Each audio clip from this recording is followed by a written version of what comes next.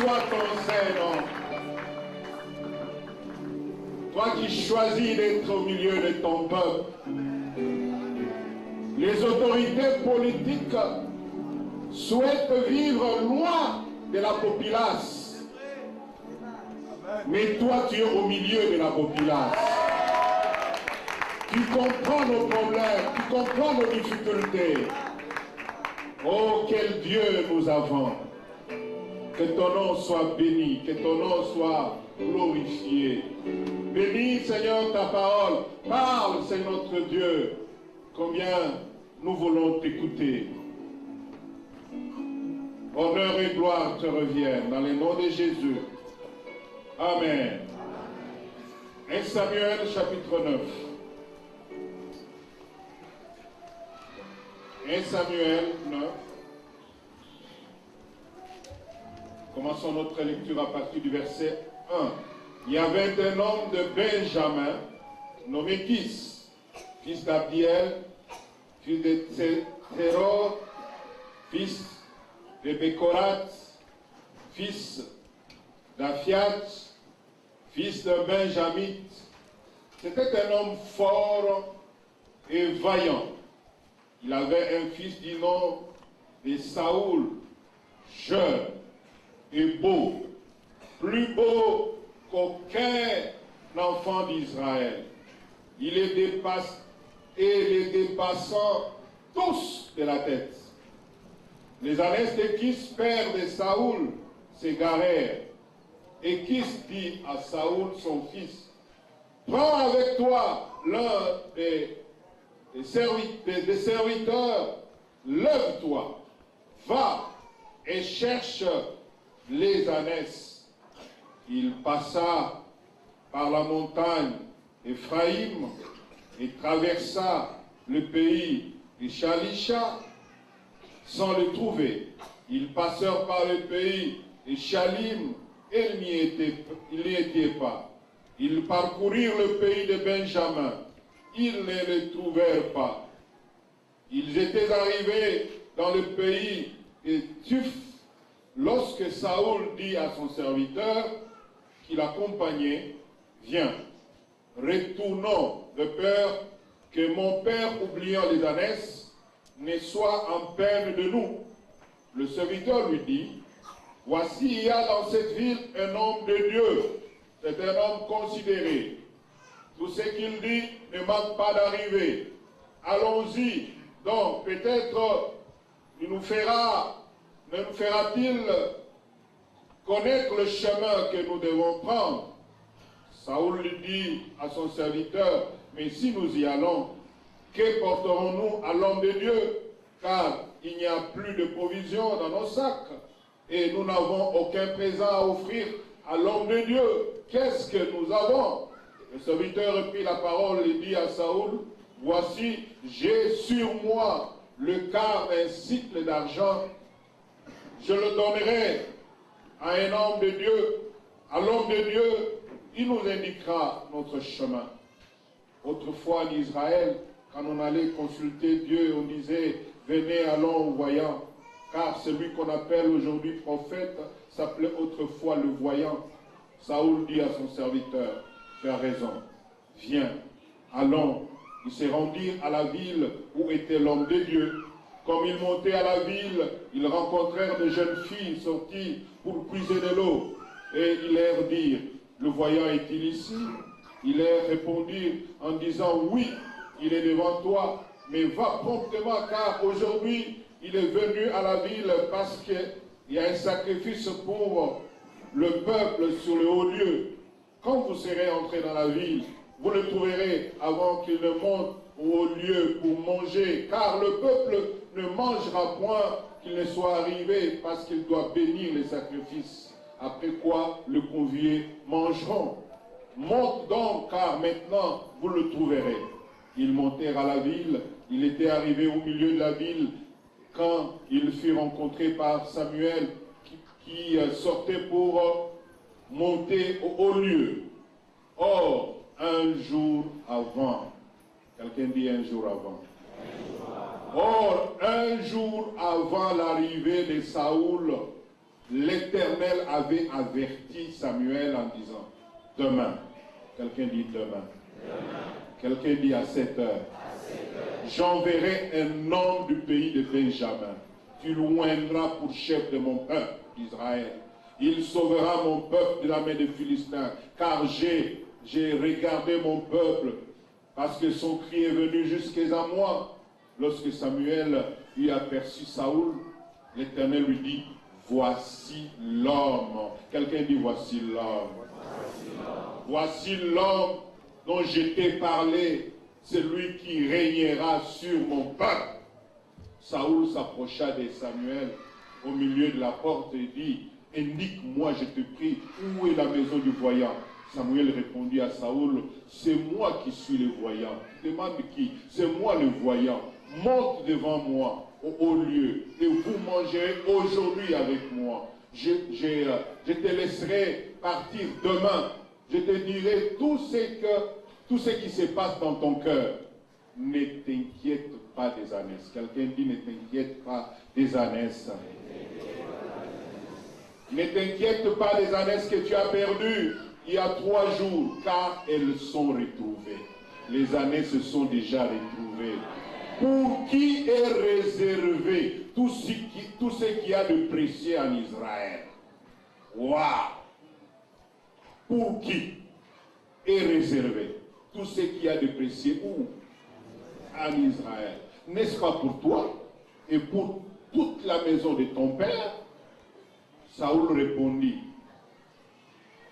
ne suis-je pas Benjamin, de l'une des plus petites tribus d'Israël? Et ma famille n'est-elle pas la moindre de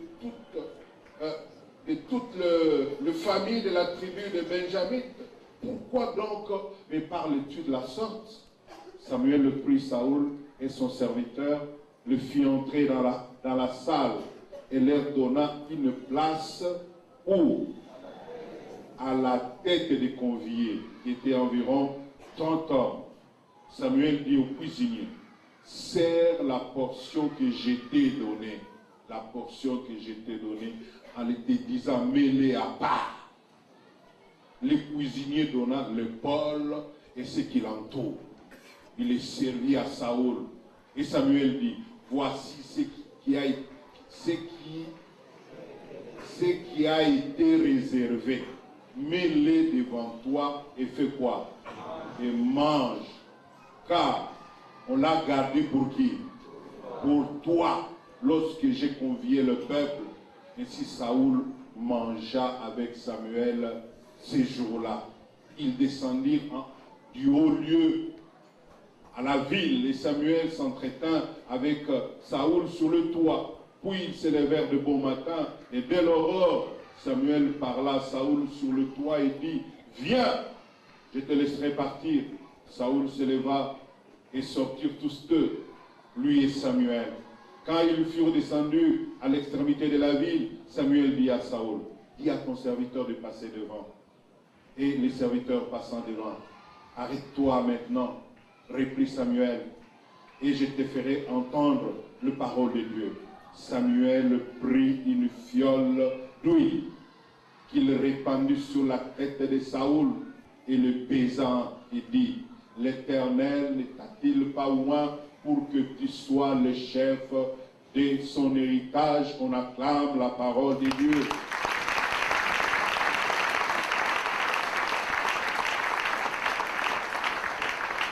Une très belle histoire qui renferme bien des leçons spirituelles. Nous avions commencé déjà, depuis les dimanches passés, à parler sur ce thème, le trône est derrière les ânesses. Le trône, il est derrière les ânesses. Nous vous avons fait voir comment quelqu'un, quand il obéit, il est capable de vivre le miracle du Seigneur et d'attirer auprès de lui les bénédictions qui ne lui ont pas été destinés. Il est capable de dévier ou de faire dévier les bénédictions qui appartenaient à quelqu'un d'autre. Et nous vous avons fait voir combien la parole de Dieu a destiné la royauté à la tribu de Juda. Et on a dit que le sceptre ne s'éloignera pas, n'est-ce pas, de la tribu de Juda. Mais à cause de l'obéissance d'un homme qui s'appelle Saoul, eh bien, non seulement le sceptre s'est éloigné, mais aussi il a goûté, n'est-ce pas, aux prémices de la royauté. Avant même que la royauté revienne à la tribu concernée, eh bien, Saoul a goûté, n'est-ce pas, aux prémices de la royauté. Pour vous dire que quand nous obéissons au Seigneur, Dieu fait de grandes choses pour nous. Et nous disions, on cherche des ânesses, on trouve le trône. Au verset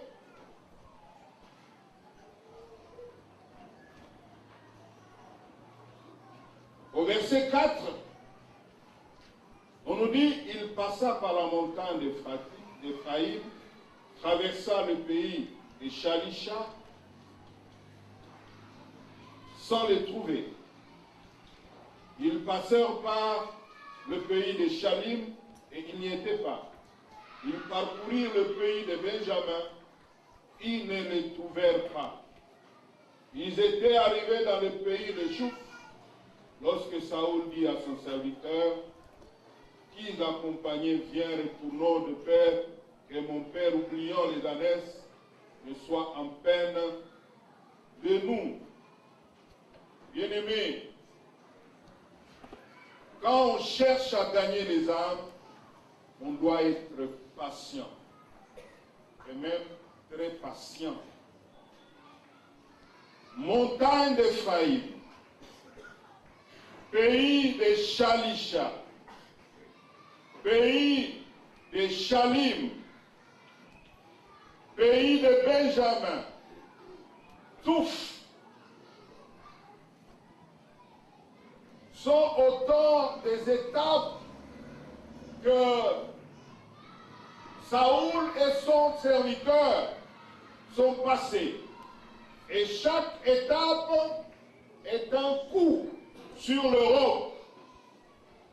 Et quelquefois, on se décourage alors qu'il ne reste qu'un seul coup pour que le roc soit brisé, pour que le roc puisse se fendre.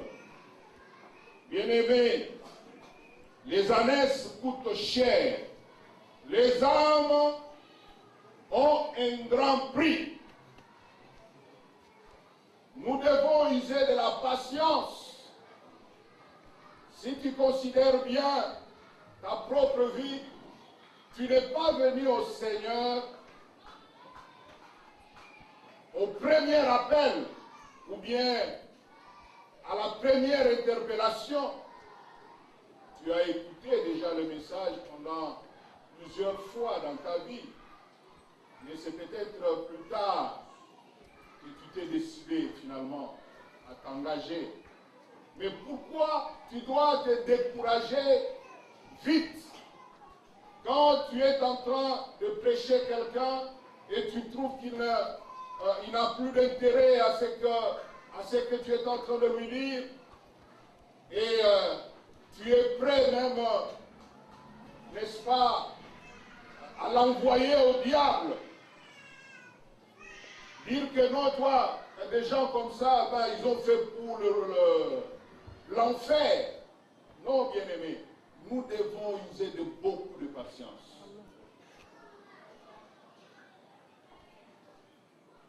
On nous a parlé ici le vendredi. Maman Gilliane qui parlait dit qu'elle a prêché un de ses collègues. Eh bien, tout de suite elle était découragée. Tout de suite elle était découragée. On ne doit pas être découragé. À chaque fois que tu parles, c'est une semence que tu mets à l'intérieur. Et tu dois, n'est-ce pas, parce que la semence est déjà à l'intérieur, ce que tu dois faire, c'est arroser. Chaque jour, tu es en train d'arroser. User de la patience.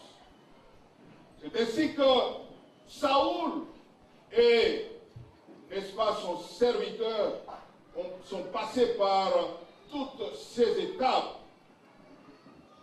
Et je vous prie maintenant de voir ces scénarios de cette belle histoire de Saoul, le premier roi d'Israël. Dès que le lève-toi, va et cherche les ânesses et respectez. Là, nous sommes au verset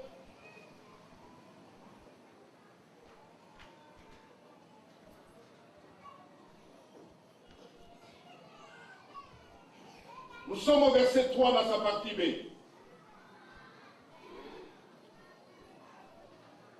Qui dit, lève-toi, va et cherche les ânesses. Je disais, quand le lève-toi, va et cherche les ânesses et respecter, le ciel est mobilisé. Les dispositions sont prises. Les mécanismes sont mis en marche et aussi en place. Quelqu'un peut dire Amen. Amen. La vie d'un enfant de Dieu, surtout celui qui obéit, est semblable à ces jeux de puzzle dont chaque pas constitue une pièce qui nous conduit à former l'image à laquelle Dieu nous a destinés. Au début de ces jeux, n'est-ce pas, on ne sait pas à quoi ça peut ressembler. Au début de ces jeux, tout semble flou. Mais plus tu es en train d'avancer, eh bien, le Seigneur est en train de refléter la lumière. Et bientôt, ce sera une image nette. Et ce sera pour ta destinée. Alléluia. Ils ont fait 3 jours de marche, sans savoir que chaque jour qui passait approchait Saoul, lentement, sûrement, vers sa destinée. Il ne savait pas. Il ne savait pas.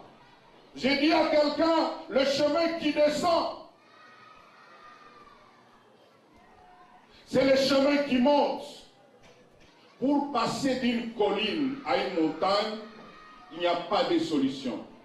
Il faut descendre d'abord. Alléluia. Ça fait mal de descendre, mais c'est la voie obligée. 3 jours de souffrance, 3 jours de peine, privé de sommeil. Il n'y avait pas des hôtels, il n'y avait pas de flottes à cette époque-là. Il dormait à la belle étoile pendant 3 jours. Et même privé de nourriture. Parce que, vous avez entendu, Saoul dit que nous n'avons plus de provisions. Alléluia. Ah, bien-aimé, quand tu te décides de sortir, n'est-ce pas, de ta zone de confort, quand tu te décides d'obéir à la parole de Dieu, il y a quelque chose qui doit se passer. La Bible nous parle de cet homme aussi, qui était sorti de sa zone de confort. Là où il était choyé, il était, n'est-ce pas, assis sur un trône très élevé. Mais quand cet homme a reçu le mandat de quitter le ciel et de venir sur la terre, il n'a pas discuté. Alléluia. C'est ainsi que même Philippiens, un passage que j'aime bien. Philippiens, chapitre 2, le verset 4. Et chacun de vous, au lieu de considérer ses propres intérêts, considère aussi ceux des autres. Ayez en vous les sentiments qui étaient en Jésus-Christ, lequel, existant en forme de Dieu, n'a point regardé comme une proie à arracher d'être égal avec Dieu. Mais il s'est dépouillé lui-même, en prenant une forme de serviteur, en devenant semblable aux hommes, ayant paru comme un simple homme. Il s'est humilié lui-même, se rendant obéissant. Se rendant comment? Se rendant obéissant jusqu'à la mort, et même jusqu'à la mort de la croix. Oh, le verset 9. C'est pourquoi, avant que ce pourquoi ne vienne, il y a eu le verset 4, il y a eu le verset 5, il y a eu le verset 6, il y a eu le verset 7, il y a eu le verset 8. C'est pourquoi aussi, Dieu l'a souverainement. Dieu n'a pas, et Jésus n'a pas été élevé de suite d'une élection, de suite d'un congrès. Il a été souverainement élevé. On n'a pas fait élection sur lui. Et il a reçu un nom qui est au-dessus de tous les noms. Je ne connais pas les noms grands dans ce monde. Si tu as un nom grand, tu peux le citer. Mais je dois te dire, le nom de Jésus est plus grand que le nom de tous les âges, de toutes les générations, de toutes les époques. Le nom de Jésus, c'est un grand nom. C'est un puissant nom. Et il ajoute, oui, devant ce nom, alléluia, toute langue doit confesser. Toute langue doit confesser. Et tout genou doit fléchir. Tout genou doit fléchir. Une fois, les Philistins ont commis la pure bêtise de leur histoire. Ils ont commis la pure erreur de leur histoire. En combattant avec Israël, ils ont récupéré l'arche. Quand ils l'ont récupéré, ils sont allés mettre dans la maison de leur dieu Dagon. Aïe, aïe, aïe, aïe, aïe, aïe. Quand l'arche est arrivée dans la maison de Dagon, le matin quand ils sont arrivés, ils ont trouvé leur Dieu face contre terre. Aïe, aïe, aïe, aïe, aïe, aïe, aïe, aïe. Tout genou doit fléchir. J'ai dit que tout genou doit fléchir. Les marabouts doivent fléchir. Les occultistes doivent fléchir. Les sorciers